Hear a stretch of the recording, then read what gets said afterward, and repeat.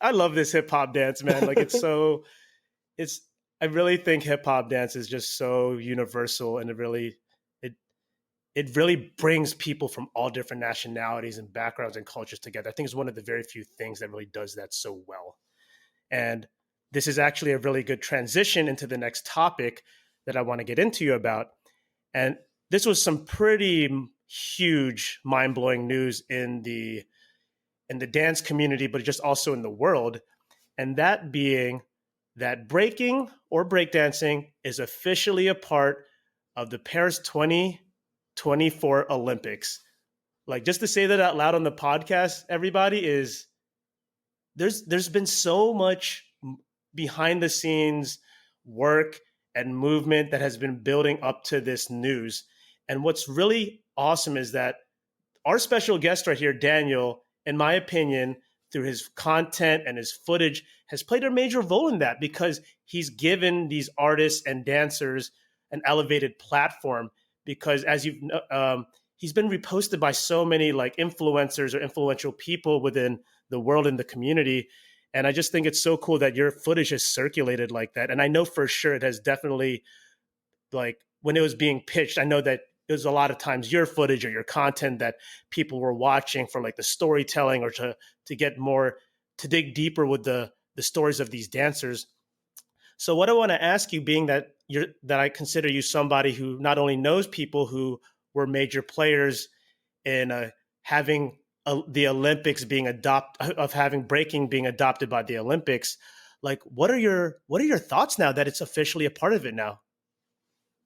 I think having breaking the Olympics is really cool. It just gives another option. It gives another option. It's really cool, and I've seen the progress of it. I first, heard of the Olympics talk, I would say, back in 2016. They were considering it for the Youth Olympics for so many years, and I've actually, I've been privileged enough to be a background observer in the emails talking about the Olympics. Wow.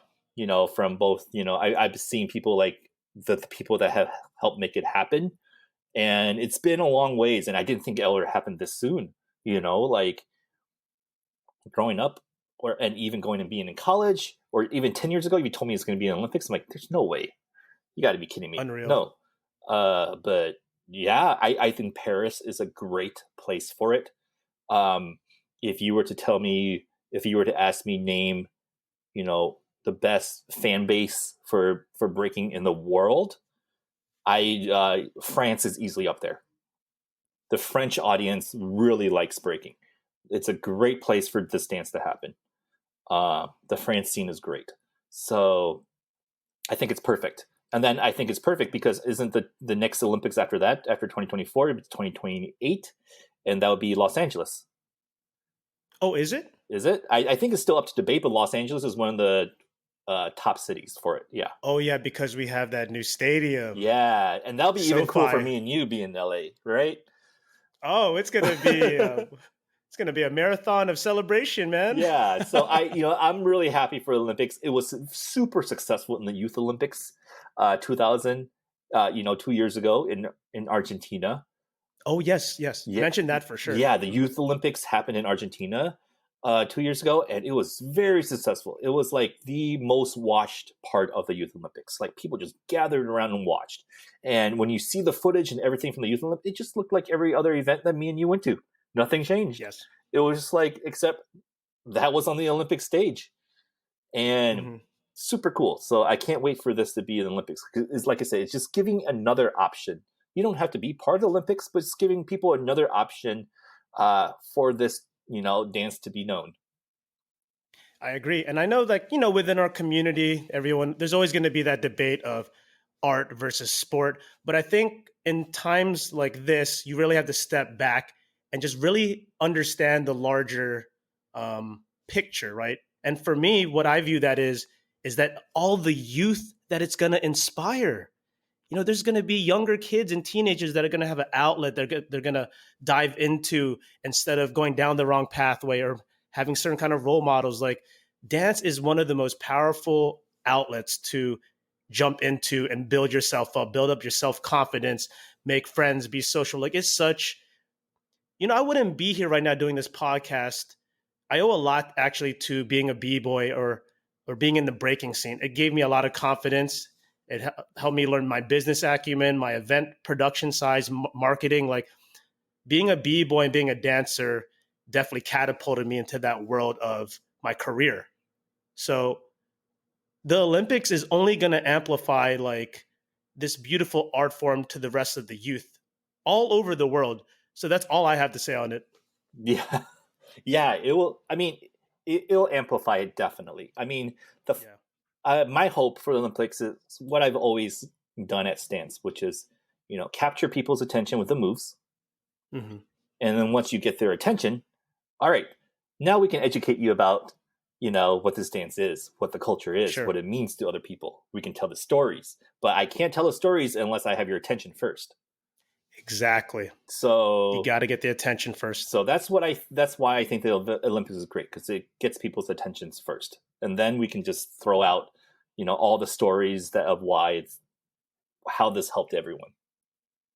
Yeah, and I also like how you verbalize that it's an option, because to be quite frank with you, like the breaking community is gonna keep on trekking regardless if we were in the Olympics or not. There's so many huge and underground events that'll keep the culture raw and the art raw. I think that's the beautiful thing about this dance. You can enjoy it how you want. You don't have to be a competitive person like that working towards the Olympics. You can enjoy it by making like dance concept videos or just dancing in the circles of your local events. Like you can enjoy this dance how you want to, and you don't have to look at this Olympics thing as like, yo, it's gonna over commercialize this or yada yada yada.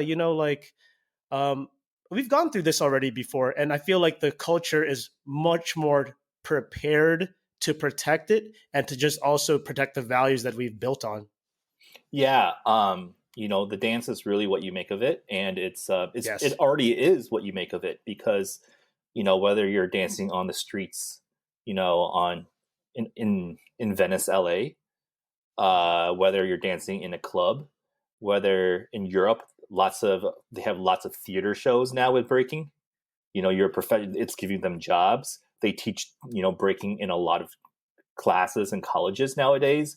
In China, it's in huge stadiums, so there is so much variety in this dance that it really, you can make it what you want. Yeah. And I feel like a lot of people, when they saw the news, they're like, what? Like this thing from the 70s or 80s is coming back? Like, no, guys, there's been international events, like huge partnered sponsored events that have been happening the past couple of decades. Like this just didn't come out of the blue. Like breaking is here to stay. You know what I mean? Yeah, and like I said, just use the Youth Olympics as an example. Just people were saying the same thing. What is this? What is this? Why is breaking in the Youth Olympics? And then suddenly Youth Olympics came, and breaking had the biggest audience. Of course. All it takes just for you to look at it, and you're like, okay, I get it. Yeah, and they're like, oh, they're like evolved. Like these little kids are on another level of the dance. Like they're smoking everybody. They are smoking everyone. Yeah. Yeah. I'm so excited that we're able to talk about breaking the Olympics on this podcast, because a big part of like, my story is, I was a dancer before I was this outdoor enthusiast and hiker. So it definitely weaves indirectly into who I am currently. You know what I mean? So I like to fuse the two when I'm able to. How crazy would it have been if it was like, you do like a claws out Olympic qualifier On a mountaintop. Like, I'm not kidding, Daniel. I got some ideas, and I've been bringing dance back into my life, and it's in the outdoors. Like, like how if you're a b-boy or a b-girl, you're in a crew or you're in a few crews. Well, now my crew that I represent is the Just Trek crew, and whenever we bag a peak or reach a summit, how do we celebrate? We do a dance cipher now, because some of us are dancers, and we throw down in the circle and we represent ourselves, and it's like the dopest thing, man. It's like a spiritual experience. And I'm going to drag you along on a hike, right, because you're an outdoors man and you like hiking. And then you're going to watch us dance, and we're all just going to celebrate and have a good time. When you get back Yeah. to LA, we're gonna make it happen.